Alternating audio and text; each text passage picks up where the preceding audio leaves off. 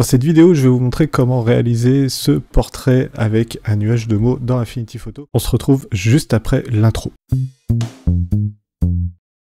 Salut à tous, c'est Laurent. Aujourd'hui, je vous propose de réaliser ce genre de portrait animalier avec un nuage de mots dans Affinity Photo. Et vous allez commencer par créer un nouveau document pour pouvoir faire ce genre de photo montage. On peut savoir ce que c'est que ce truc ? Je viens de vous le dire, c'est un chat. Donc pour créer un nouveau document, vous allez sur Fichier et vous cliquez sur Nouveau. Ensuite, ici, vous allez choisir la publication carrée pour les réseaux sociaux en 1080 pixels par 1080 pixels. Faites en sorte que vous soyez bien au format RVB et vous cliquez sur l'arrière-plan transparent. Ensuite, vous cliquez sur Créer et là, vous allez pouvoir maintenant télécharger une photo du stock Pixabay.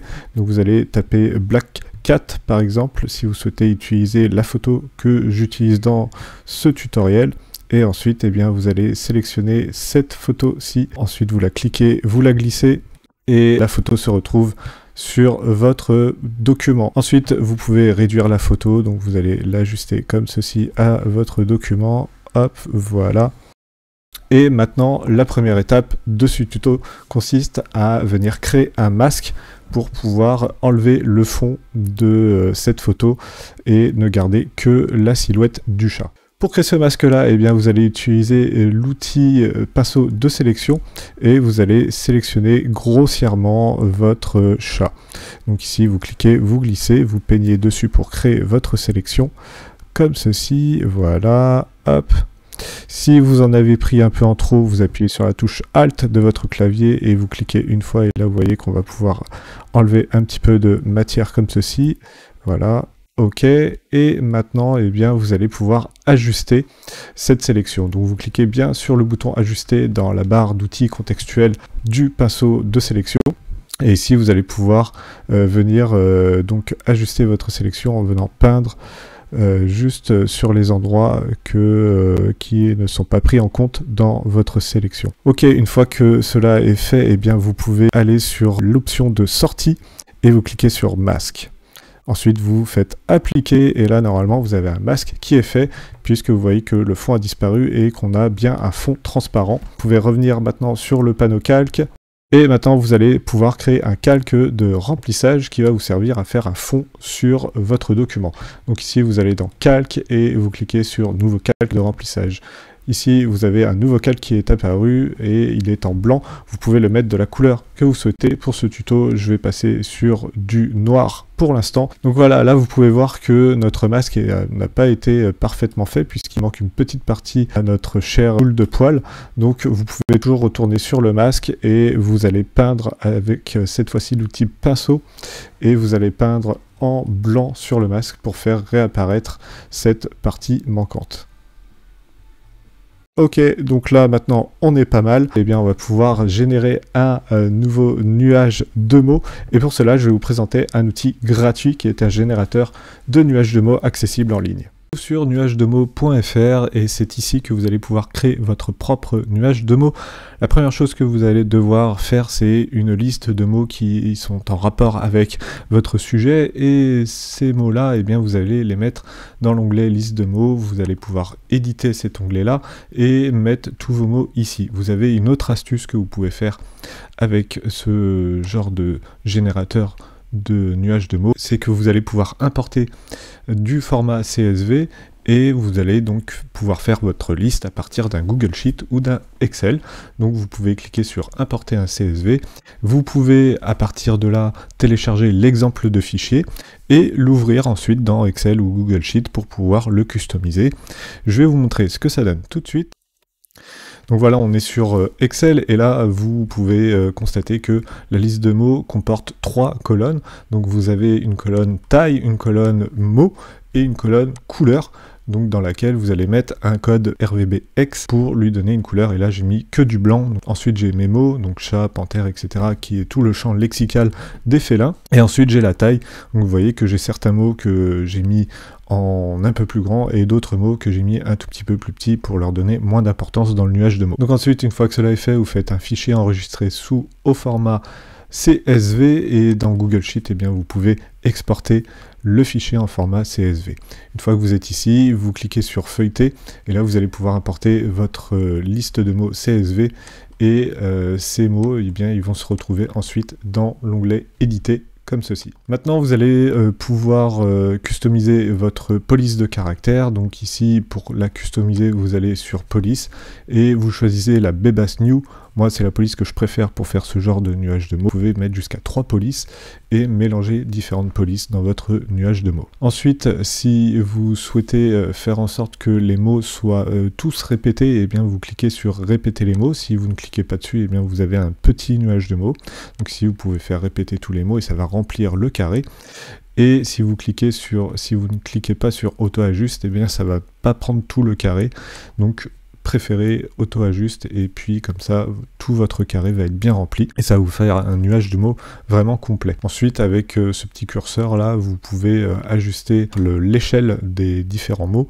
Donc si vous mettez à 1 vous allez avoir des mots plus grands que les autres mais l'ensemble sera quand même beaucoup plus petit, tandis que si vous mettez à 29 par exemple, bien, vous allez avoir une échelle beaucoup plus grande avec les mots qu'on a définis en grande taille beaucoup plus importants et proéminents dans la composition du nuage de mots. Donc moi j'ai opté pour 5, c'était pas mal normalement, hop voilà, vous pouvez vous mettre sur 5, c'est très bien. Et ensuite eh bien vous allez pouvoir aller dans fichier et vous allez enlever le fond du nuage de mots. Donc ici vous cliquez dessus, vous allez sur couleur et vous enlevez le fond du nuage en cliquant directement sur le damier. Donc là ça veut dire que vous n'allez plus avoir de couleur, vous allez juste avoir un fond transparent. Vous cliquez sur OK et là forcément le générateur redessine votre nuage de mots. Vous cliquez sur fermer et ensuite vous allez pouvoir télécharger votre nuage de mots. Donc vous allez dans fichier et vous sauvegardez comme une image HD. Vous n'oubliez pas de cliquer sur PNG et ensuite vous sauvegardez et là, une fois que ça sera sauvegardé dans le générateur, vous allez pouvoir télécharger votre nuage de mots en cliquant sur le bouton télécharger. Vous avez donc téléchargé votre nuage de mots en PNG et maintenant vous allez pouvoir le placer sur votre document. Donc pour cela, vous allez utiliser l'outil insérer. Et vous allez choisir votre nuage de mots. Vous cliquez ensuite sur ouvrir et ici vous allez pouvoir placer directement votre nuage de mots sur la composition graphique. Sur ce nuage de mots, vous allez pouvoir appliquer un effet d'ombre portée, histoire que les mots ressortent un petit peu plus lors de la phase de fusion avec l'image. Donc ici, vous allez bien sélectionner votre calque nuage de mots et ensuite vous allez cliquer sur effet de calque. Ici, vous allez cliquer sur ombre externe et vous allez augmenter l'opacité de l'ombre externe et vous allez appliquer un décalage. Voilà, donc là vous allez pouvoir zoomer sur un des mots pour voir ce que ça donne. Donc vous appuyez sur CTRL ou commande et vous activez la roulette de votre souris. Et donc là vous pouvez voir l'ombre portée qui s'est appliquée. Et ensuite vous pouvez changer d'angle si vous le souhaitez. Ensuite fermez cette fenêtre d'effet de calque et vous allez pouvoir cacher votre nuage de mots et retourner sur l'image détourée de votre chat. Sur cette image, vous allez appliquer quelques effets, des effets non destructifs pour l'image et qui vont servir surtout à faire en sorte que la déformation que nous allons appliquer au nuage de mots soit bien prise en compte par le filtre de déformation que nous allons utiliser. Ici, vous allez appliquer un filtre dynamique flou gaussien à votre image. Vous allez pouvoir appliquer un rayon de 2,5 pixels. Ensuite, vous pouvez fermer cette fenêtre et vous allez aussi jouer sur les niveaux de l'image. Donc ici, vous allez appliquer un calque de réglage de niveau et vous allez baisser un petit peu les niveaux de noir et diminuer un petit peu les niveaux de blanc. Voilà, et donc là, votre image, elle est légèrement floue, un petit peu plus contrastée, ce qui est parfait pour appliquer la déformation sur le nuage de mots. Donc vous allez pouvoir réafficher le nuage de mots. Sur ce nuage de mots, eh bien, vous allez appliquer un masque et vous allez dupliquer même le masque que vous avez fait précédemment sur votre image de chat. Donc vous sélectionnez bien votre masque de chat. Ensuite vous faites CTRL-J pour le dupliquer ou commande J sur Mac. Et vous cliquez et glissez le masque de chat directement sur le nuage de mots. Ici, normalement, vous avez bien la silhouette du chat qui vient couper le nuage de mots. Ok, maintenant, sélectionnez bien votre nuage de mots et vous allez ensuite dans les filtres dynamiques et vous allez choisir dispersion. Avec ce filtre-là, vous allez pouvoir prendre tous les reliefs de la photo. Pour faire cet effet-là, il va falloir que vous chargiez une carte à partir des calques sous-jacents. Donc vous allez cliquer sur le bouton qui se situe juste ici. Et ici, vous avez la déformation qui est prise et vous allez pouvoir lui donner une force. Ici, on est sur une force à 10 pixels, mais vous allez pouvoir monter jusqu'à 25 pixels. Et là, vous voyez que la déformation est encore plus puissante, donc ça va vraiment suivre tous les volumes du chat. Donc maintenant, vous pouvez fermer la fenêtre et ensuite, vous allez pouvoir changer l'opacité de votre calque nuage de mots en lumière tamisée. Donc vous allez sur le mode lumière tamisée et vous passez à 45% pour que les mots ne soient pas trop imposants. Là, vous allez pouvoir désactiver le flou gaussien et le réglage de niveau, quoique le réglage de niveau, vous pouvez le garder, ça donne quand même un meilleur style à votre image. Vous pouvez toujours réajuster l'opacité du nuage de mots si vous le souhaitez, et si vous souhaitez faire en sorte que les mots soient un petit peu plus visibles sur le pelage du félin.